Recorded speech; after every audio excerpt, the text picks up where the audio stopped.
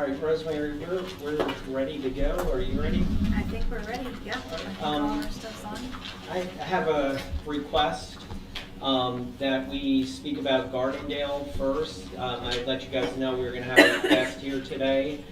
This is Matt Dugan. He's a middle school teacher out at Gardendale.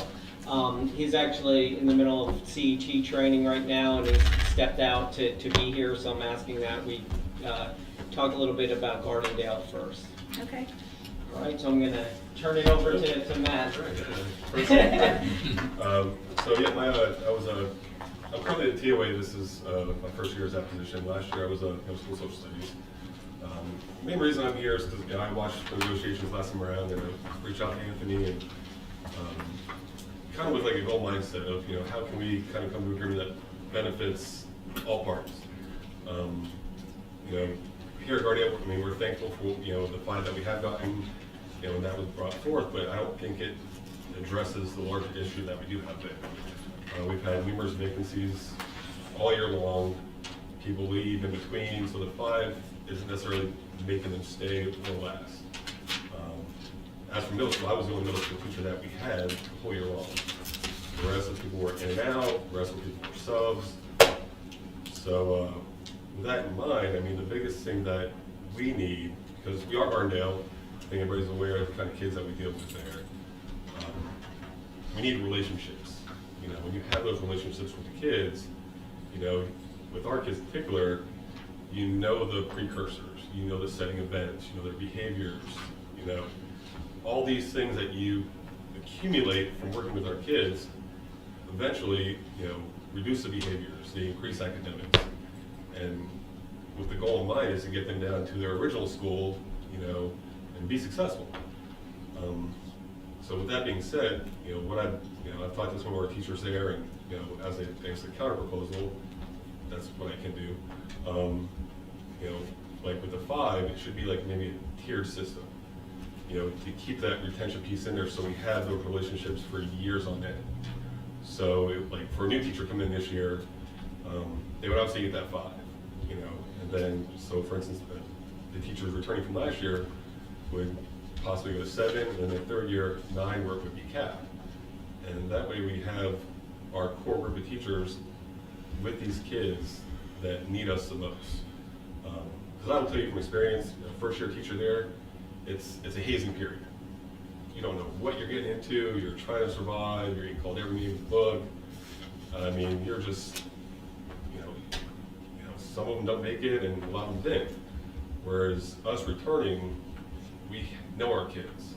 We can say, okay, you got to fight with his mom, or he didn't eat today, or he doesn't have a good relationship with that kid. We can kind of prevent those things from happening. And, that's kind of what that extra compensation is paying for, I guess. Because it is a tough school.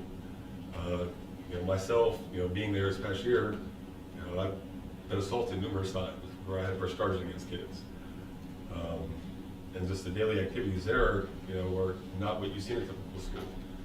We had a kid back in October, just off task running, his whole arm went through a window. And that's an old 1970s glass. So when I walked in there, his arm was filleted, puddle of blood. I had to take my sweatshirt off, wrap his arm up, call the EMTs. We put a tourniquet on his shoulder.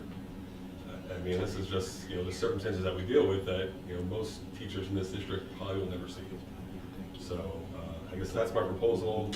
Please take into consideration, because I think it's going to be very beneficial to, doing what we do and helping the kids that we serve there at Gardendale.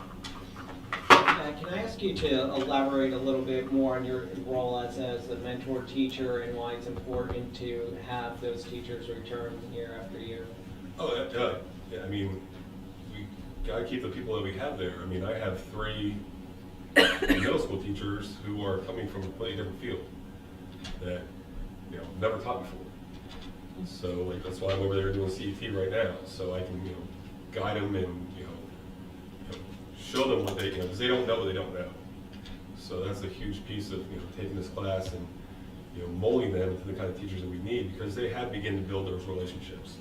Some came in mid-year, some came in at the end of the year. but it's going to be really important to, you know, once they get those relationships with the kids, you know, retain them, you know, keep them there long term. I mean, because, you know, everybody has bad days. I mean, we've had teachers there, it's like, you know, the keys, I'm done, I'm out. You know, we want to prevent that by, you know, helping these new teachers and supporting to the best of our ability.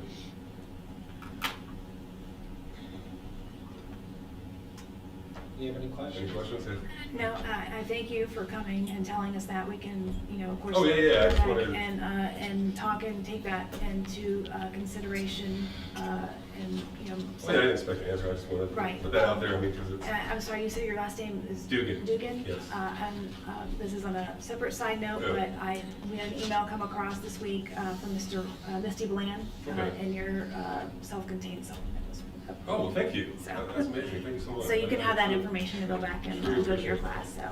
But thank you, Mr. Dugan. We can, you know. Oh, yeah, do what y'all do, I'll talk go and back. see. Y'all have a wonderful day. So what? Yeah, thank you, Appreciate it. thank you. Enjoy your training.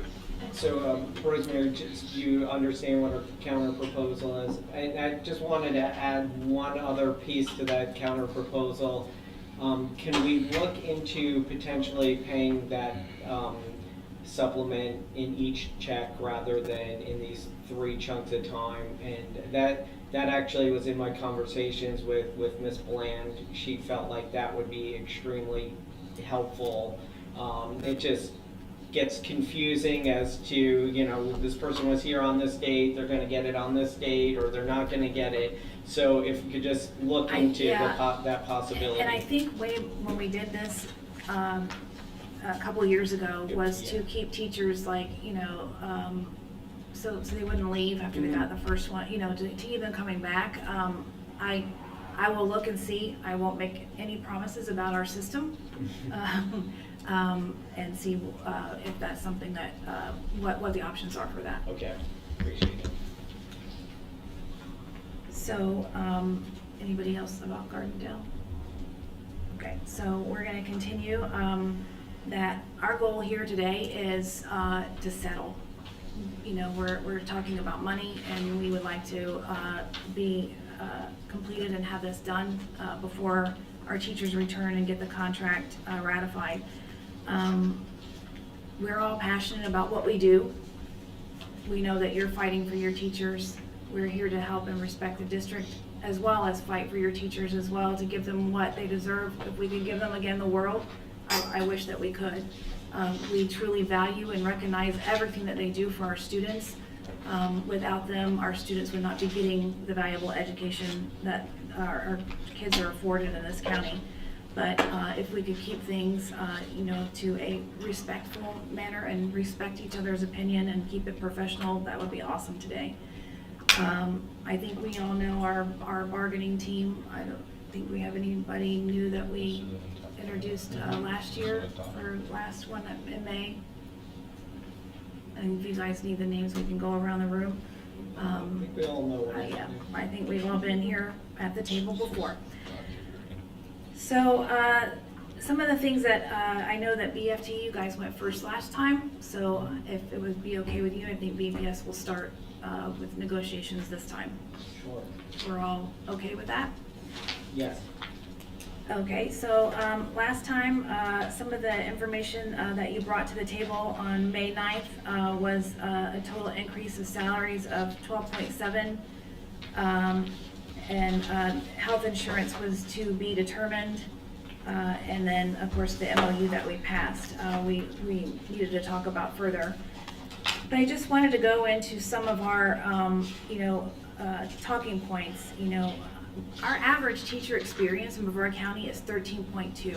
If you look at the conference calculation, that's pretty high around our surrounding counties. I think the next surrounding county was 11 years, but we have 13.2. So we recognize that we have some veteran teachers, and without our veteran teachers, you know, they help mentor, even though they're not assigned as a mentor, but they help mentor those young teachers as they're coming along up in the class. Our average salary for 23-24 for teachers was $53,652. Our past history, When it comes to TSIA, we've tried to allocate that toward our veteran teachers. Sometimes it's spread across evenly, but we, as a district, have always tried to allocate that and weigh it heavily toward more of veteran teachers. We also had an additional payments that are made available to teachers in the amount of $7.6 million this year.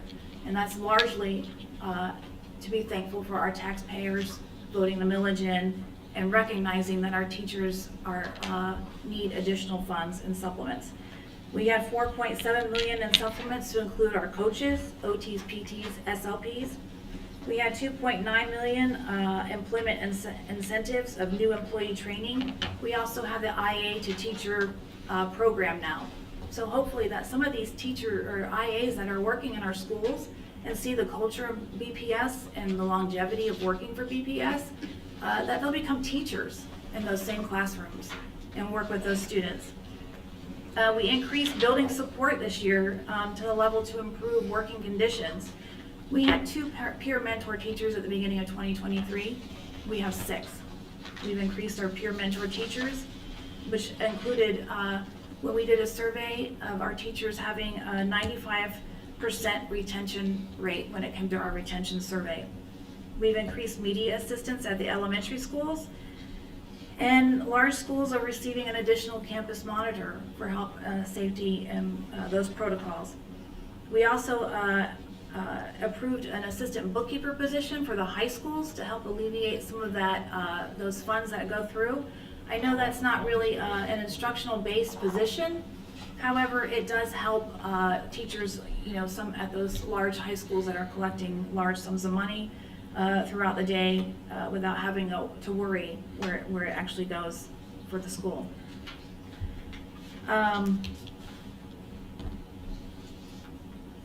So, health insurance. We had a recommendation from our SIAC, and I'm going to go ahead and pass this.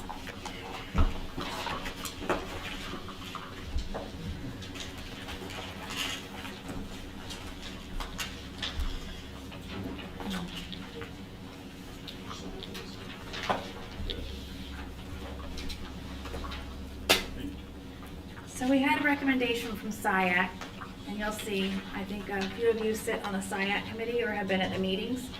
And the recommendation and projection based on our BPS past claims history and our experience, as well as the projection of our consultant, that the health insurance trust fund, in order to maintain its solvency with claims and whatnot, would be another $8 million, and that needs to be funded. Medical care costs go up daily, and that is reflected in the cost that we pay for our claims. So if you look at the spreadsheet, you'll see the employee contribution at the very bottom, when you'll see the $8 million, and then you'll see the employee contribution of 1.5 as an estimate, and the employer contribution an additional 6.6. With that recommendation that we received from the consultant, that would be an increase of 10% to the gold plan and an increase of 5% to the silver plan. These are nominal increases, given the fact that last year the board had a $10 million increase, and we did not ask employees to increase their premiums whatsoever. And that was giving the employees a 2.5% raise along with millage increases. There still was no premium increase. We have not had any of the slightest premium increase since 22-23. And again, medical care costs keep rising. So it's coming down to where there's a need to increase.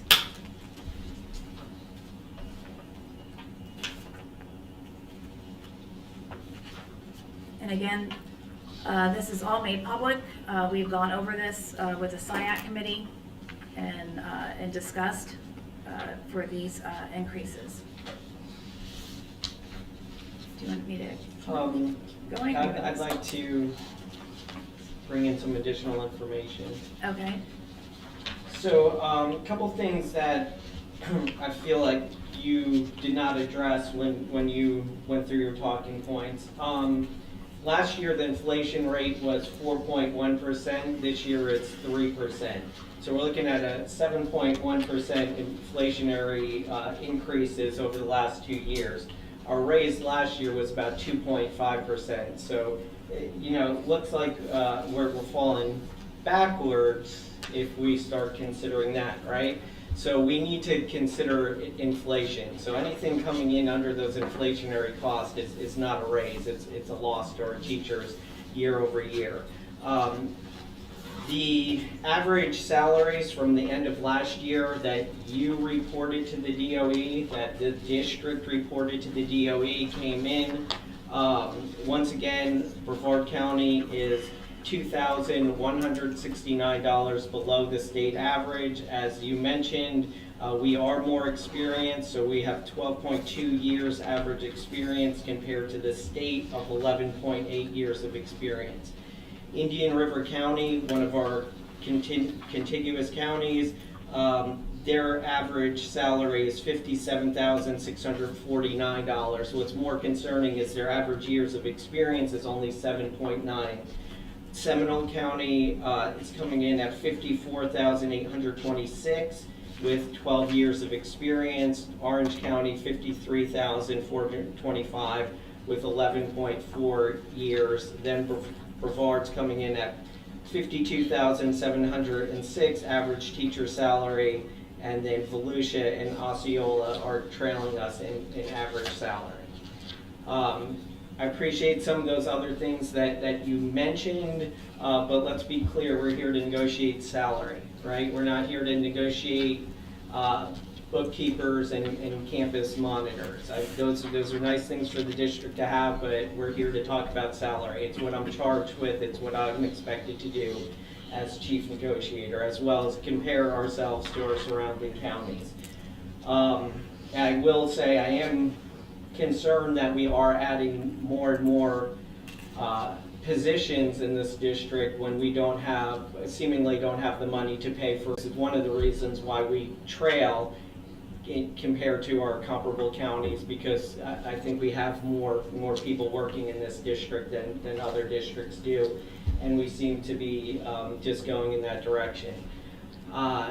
Since we last met 2 months ago, Osceola County has settled their contract. Osceola teachers are getting a 3% increase for all, with $750 for effective and grandfathered on top of the 3%, $1,000 for highly effective. In addition, they are receiving a $250 FSA card if employees contribute, I think it was $750 into their FSA account. So our job is to be competitive, so I hope what you're going to put forward will be competitive with our other districts.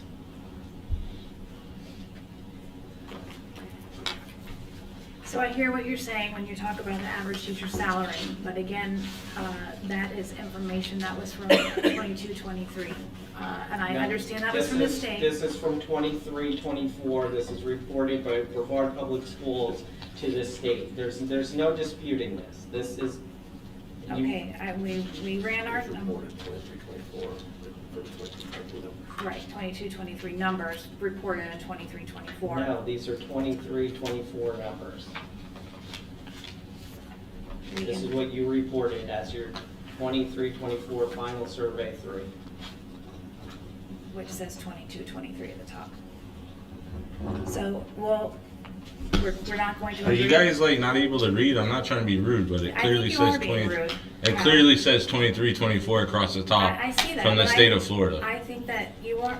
I I asked you guys to be professional and maintain your cool, and I understand what you're saying, but let's maintain the anger. So The what? I understand. We're going to move on. I You're understand. gaslighting us to our face, and then you're Yeah. upset I'm not that. gaslighting you, I'm just asking you to maintain professional. There is the official copy. We're gonna from agree the to state of disagree on Florida. that, so. That's not, we can't agree to disagree on a fact. All right, we're gonna move on. So, we're going to pass over our offer for salary. Oh, I did want to talk a little bit about health insurance too. You are correct, those are recommendations from SIAC. We do have a SIAC meeting on Monday. We are waiting for some more information on Monday. I will say, I don't put a lot of stock into our consultant or their recommendations. Our consultant on March 20th projected a shortfall of $4.3 million coming at the end of June. On June 10th, they revised that down to $533,000. So, you know, that's quite a turnaround in a couple months there. We are running in the black this year by $3.7 million. So I do not believe this to be the dire situation that our consultant is claiming it to be. I would like to know if the district did put in that $533,000. My guess, and I'd like to be proven wrong, is that somehow that worked out and you didn't have to put in the $533,000. There were several programs that we were looking at that we're waiting to hear from an answer on Monday that could potentially substantially reduce our health insurance costs, as well as this page right here with the plan design changes recommended by SIAC. Well, we're not going to agree to any of that unless we know the impact, because the consultant was unable to tell us if this would save us any money. So I'm not going to be the one who changes this if it doesn't save the plan any money, because we have no indication yet that that's going to save any money. So not disagreeing with these being the recommendations that were passed and agreed upon at SIAC, just waiting for some more information there.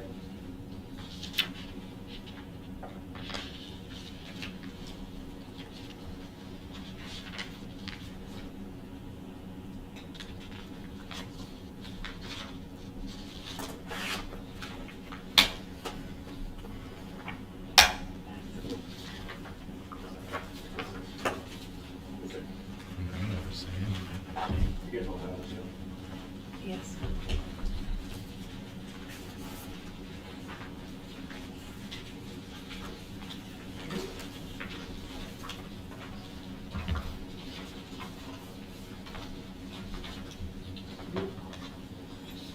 Thank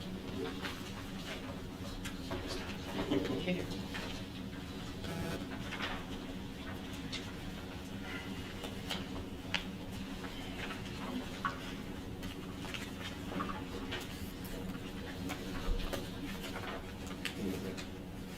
So this is a calculation sheet, and you'll see up at the top that is our proposal, our pass to you for a 2%.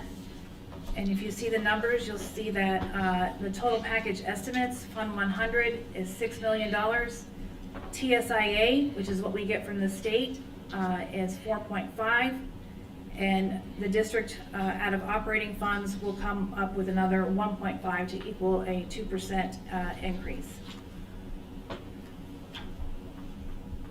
So you guys are suggesting this tier 1 through 5, 6, 10. Is that correct? That is correct. That is, I mean, that's our suggestion. These are the funds that are available. It can be moved around any way that you see fit, but that was our recommendation. And the highly effective of 690, an effective of 350, grandfather would be 550 and 280. I'm confused. yeah, you have a question, Claudia? So you're saying these are three different options? with the same amount of funds? Like if No, you did so tiered the first- increase, it would be The tiered X? increase is the TSIA, which is what we can, how we've done in the past where we can tier TSIA. And then the district is the pay for performance. And then what's the raise by groups? It's a 2% total overall. So if I'm a teacher at 10 years, how much money am I getting? So you get an increase of $575, and then depending on if you're highly effective or effective, below. So I get 575, and then if I'm paid for performance, highly effective, I get 690. And you're Correct. saying that's the, okay.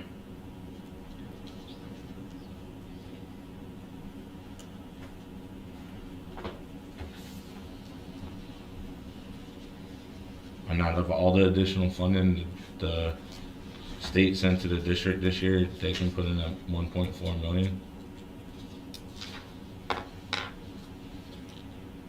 I'm sorry, Brett, say that again. Go for it. Okay. So we know that the district received an additional $16.4 million this year.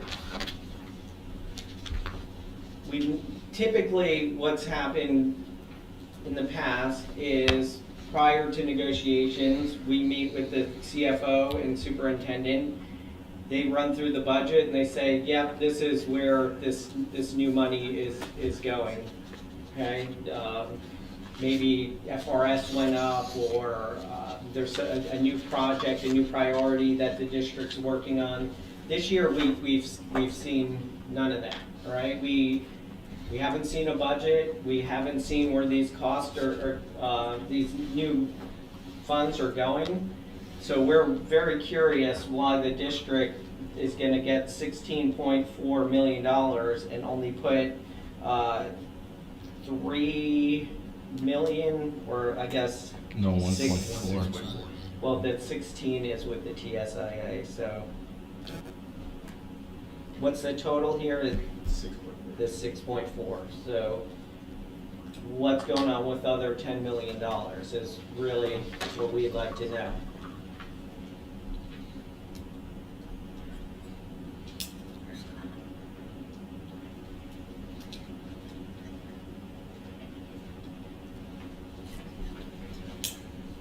That would be something, no, They should have, I agree with them, they should I was, have. I thought they did. and We I, have to discuss millage with I doubt it was, Cindy. because I think it's met. Yeah, they weren't ready to have budget information. okay. So And I didn't learn that until yesterday afternoon, so, but we can caucus and I can find it. I mean, listen, so I appreciate the movement in the right direction, right? We're moving in the right direction. But I still go back to, we have inflation at 3%, and we have a raise at 2%. That's negative 1% our teachers will be working with as they struggle to pay bills, housing, medical costs. You know, we said that, Rosemary, out of your own mouth, these were nominal increases on the health insurance. In some cases, I would agree with that, but a family on the gold plan would be looking at a $890 increase for the year.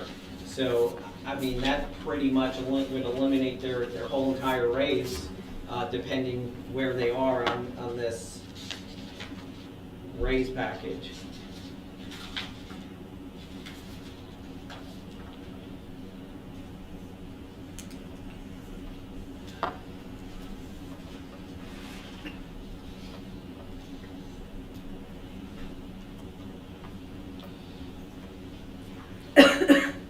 So, we can caucus, to answer your question, I would have to go back, I don't have that information, but, and I know,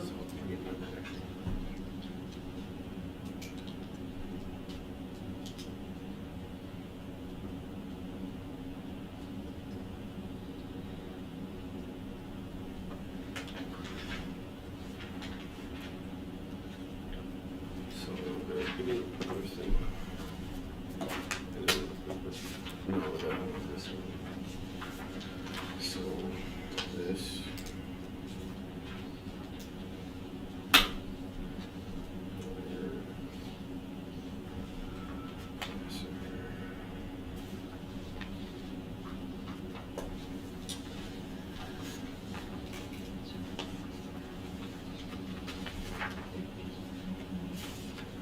That makes the 10 million. Okay, so, we had $2.5 million that we had to absorb from ESSER. Well, that's a good start, but I'd like to know specifically how we had to absorb that from ESSER. We had to absorb positions. We had, let me find it here. I think I provided that in an email. Yeah, we had salaries and positions that had to be absorbed. I believe it was 29 positions that had to be absorbed from ESSER. We had a work comp increase of 2.1 million in costs. Sixes. And then the other 6 is, 6.5 is from the health insurance.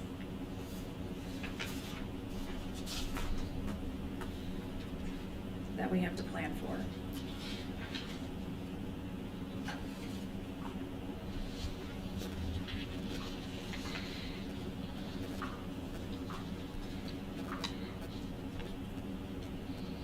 I'd like to know what these 29 positions are. I think I forwarded to you for the last one. You asked for that. I emailed it to you guys. All right, well, you can, I'll look for it if you can look for it, but I don't remember seeing actual positions.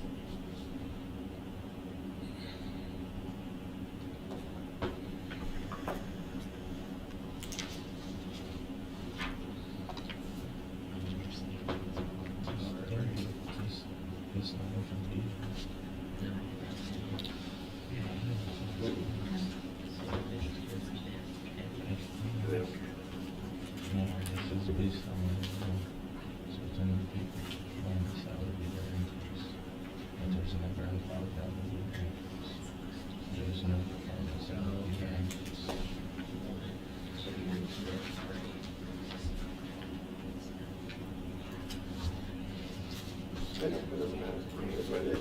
Okay. So we can Just to run it. get that information.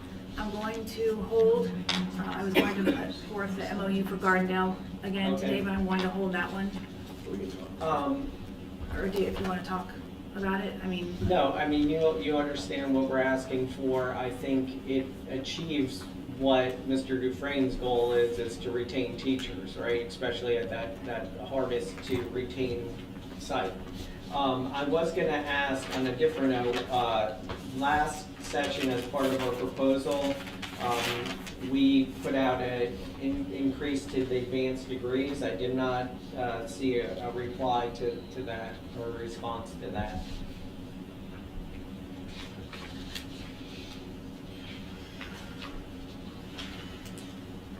Okay, we'll have to get that.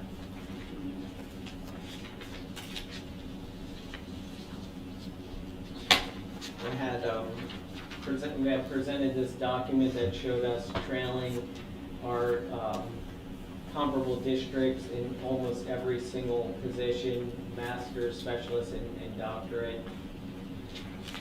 And then we asked for a 10% increase in those advanced degree supplements. This from your PowerPoint. Yes, yep.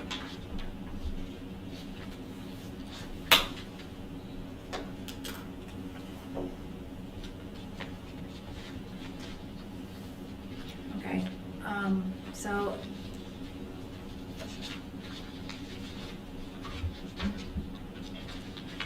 I don't know if I pulled the advanced degree information, but here, the bottom line, we have a pot of money. How do you guys want it divided? Are we there already? We're at that point? No, I mean, it's just a talking point, an option. Asking for counter proposals, ideas for how would you like it divided? well,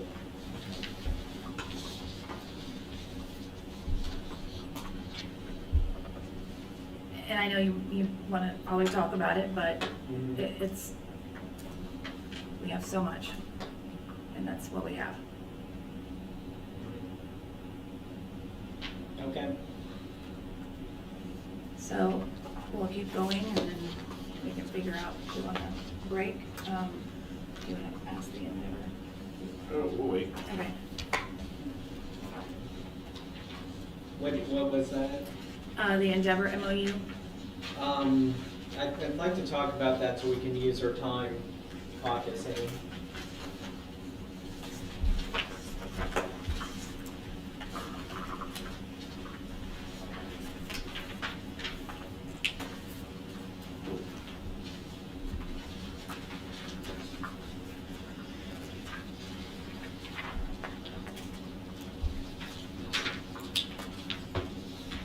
Yeah.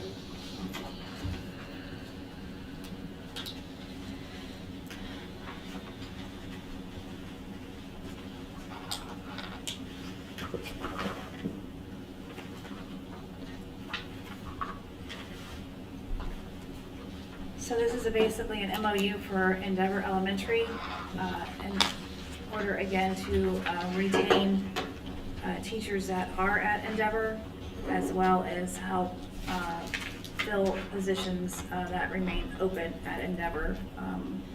It is a difficult school, and unlike the Gardendale MOU, this one is strictly for if you are a teacher that is assigned as a teacher to Endeavor Elementary.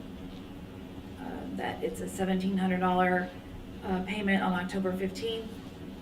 Again, if you would like to go along the lines of what would ask us for Gardendale, we can look into that as far as our system goes. And then non-benefit eligible teachers will receive half of that, and it goes on for payments furthermore from there for an amount of $5,000. So why are you asking for this for Endeavor? Because it's a difficult school. We have vacancies there, and in order to get employees hired before school starts as an incentive to, again, not only to retain the teachers that are there and help them mentor new ones coming in. We have 14 vacancies at Endeavor. So part of our concern is that there's a lot of other difficult schools with vacancies. Why should Endeavor be singled out for this $5,000 bonus compared to other schools that are difficult and have vacancies? And we do have other difficult schools within the county. However, those schools aren't facing a 14 teacher vacancy. So this is the school with the largest number of vacancies. Have you guys done any kind of surveys or focus groups to find out why we had 14 teachers leave Endeavor this year? I'm not aware of one, but that doesn't mean that it wasn't put out. I will find that information out. You know, because part of our concern is, does this solve a problem? Is this going to get the teachers there, and is this going to keep them there? Or is there something else going on that's causing them to leave? And maybe, you know, the $5,000 isn't gonna make a difference. So we too are concerned about the number of vacancies at that school. We do realize that that's not a situation we want to start the school year in for the students at Endeavor. But at the same time, is this gonna do anything? You know, why should these teachers get this and not the teachers at maybe Cambridge right down the street? Anthony, if I could speak to an unintended consequence that may occur if we go this route, is that, say I'm at a school with 12 vacancies, and they don't have this stipend or this bonus or whatever we're calling it, But I'm used to dealing with similar students. I'm used to dealing with similar factors and community issues. I might just switch. So we might just be like robbing from Peter to pay Paul in this scenario, where these aren't like a brand new pot of teachers that are sitting waiting to jump in the teaching profession. These are the same pot of teachers that are already teaching at probably hard to hire schools and probably difficult settings. So I would worry an unintended consequence is now you're fully staffed at Endeavor, but now you've created a vacancy issue at Cambridge or Saturn. Because if I'm driving to those two schools, it's a 5-minute difference. So I just worry about that. I just want that to be in our conscious as we're moving forward. I don't believe that would happen. I believe that, if you're at a school that, most of our teachers, when they're out of school, they love their school. Right, but we're talking about trying to get 14 new people to that school. That's the Right. issue, right? Like, I'm for rewarding the teachers that are in those, that battlefield, that mission field every day. I'm down. But if we're trying to get 14 new bodies, new human beings into those positions, where is that coming from? Realistically, it's coming from other teachers in that area. Or Really, new teacher Rosemary, recruits. Yeah. before we start, Matt brings up a very good point, because 2 years ago, Saturn was sitting with 18 openings, or more than that. And so, there's, coming from someone who taught in that community for years, it would be not, we should consider that. Because whether you teach at Saturn, Endeavor, or Cambridge, you're facing the same struggles as an educator. And then I have to obviously say poverty and these struggles, that doesn't stop at 7th grade when they go down the road to Cocoa High. So we have, yes, a set of dedicated teachers who stay in our communities like Cocoa. However,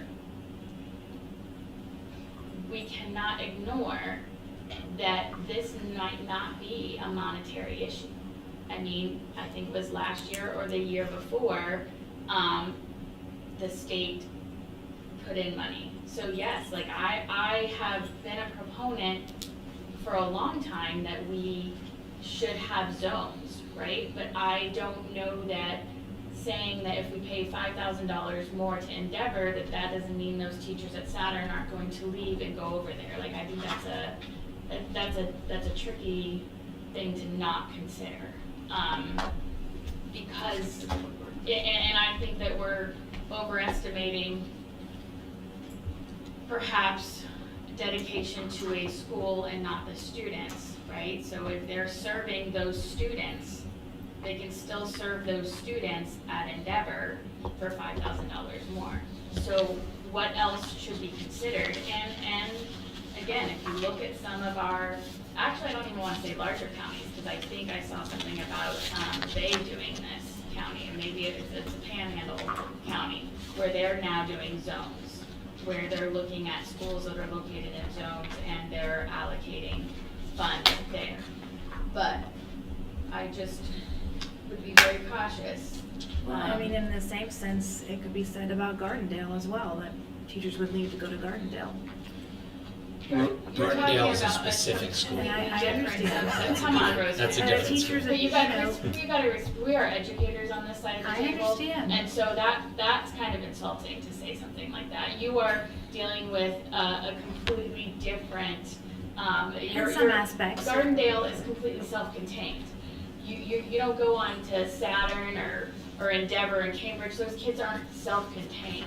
Right, You have we some have self-contained teachers classes, that but would no, leave to go. No, come on, Rosemary. Let's be I hear what you're respectful. saying, If and we're I gonna talk didn't about mean it race- disrespectfully, I just mean Okay. there are other self-contained teachers in the county that could leave and go because it's a $5,000 supplement. Rosemary, do you know if the district has looked at it or given any thought to maybe if you're gonna incentivize teachers in Endeavor, maybe you look at bilingual teachers? Because from our understanding, there's a huge English as a second learner population at that school. And I know we have a lot of different languages spoken at school, but from my understanding that Endeavor is predominantly of a Spanish dialect. There might be a little bit different, but that's, do you know if the district's given any I thought don't to know, that I or can looked at find that? out, but Okay. I would agree with you that it is, I think it's a heavily Hispanic speaking community. Because I tend to agree with what everybody has said so far, but if we think we're just gonna solve this problem by throwing $5,000 at it, I don't think it's actually gonna solve the issue. Because I'm not trying to say $5,000 isn't a nice sum of money, but if we're being honest, when you split that out over the year, I'm not quite sure many teachers will jump for $5,000. And now I was in the classroom when Endeavor first tried this, and I think it was like $15,000 that was combined with money from the state, and they sent it out to teachers.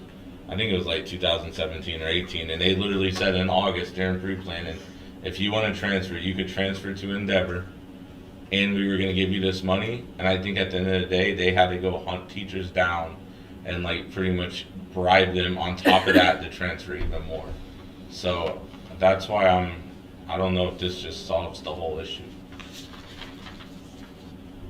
I wouldn't say it would solve the issue, but I think it would be a start. A start to help the school. No, I respect that. Does anybody have any more questions about Endeavor? Just for context, 14 is a number, but what would be like, what is their total staff? Like 50? Just so we can establish a rate instead of a number.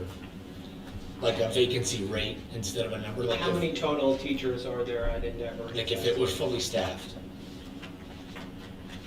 Because I think rate would be better to talk about moving forward than hard numbers. Because like a high school might have 15 vacancies, but that isn't as big a deal as a small elementary school having 13. I can find that number for you. So, again, I think that our goal is, we are limited with funds, yes. But are we trying to incentivize teachers? Yes. Are we trying to put money in their pockets where we can? Yes. Are we trying to help some of those teachers that are working at a very hard, difficult school? Yes.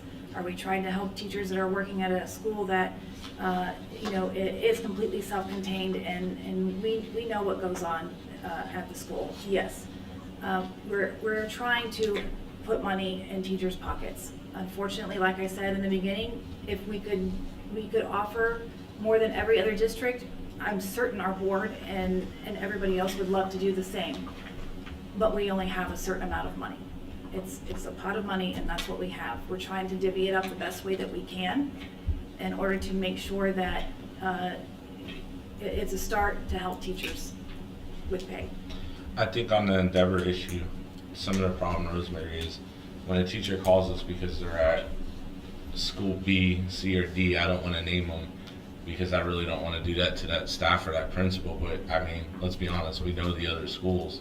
And they say, hey, how come that teacher at Endeavor is getting this, but I'm not getting this?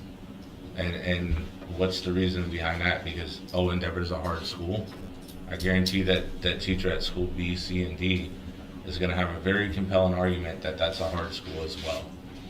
So if this is something to do, like Vanessa said, I know other counties have like zones and I know Miami-Dade has zones and they're a much larger district, but I also know their zones come with more rules and actually different things that are done for the teachers and the administrator to allow them to be more successful. So I think the struggle is, when a teacher comes from school B, C, or D and says, I'm at a hard school, how come I ain't getting this? What's the answer?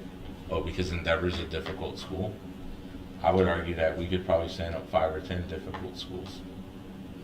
I think the zone concept is a really good one. Just in my small world of speech and language, Savin Elementary has had a position for speech language pathologist posted now for 2 school years.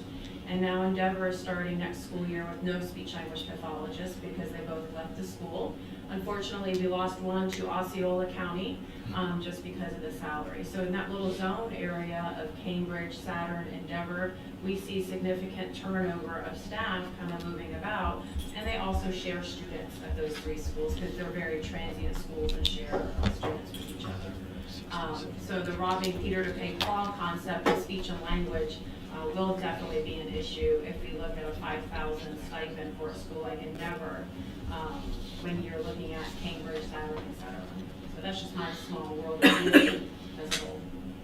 My last question would be, how is the district planning on funding this? Millage? Okay. Your pot. Correct.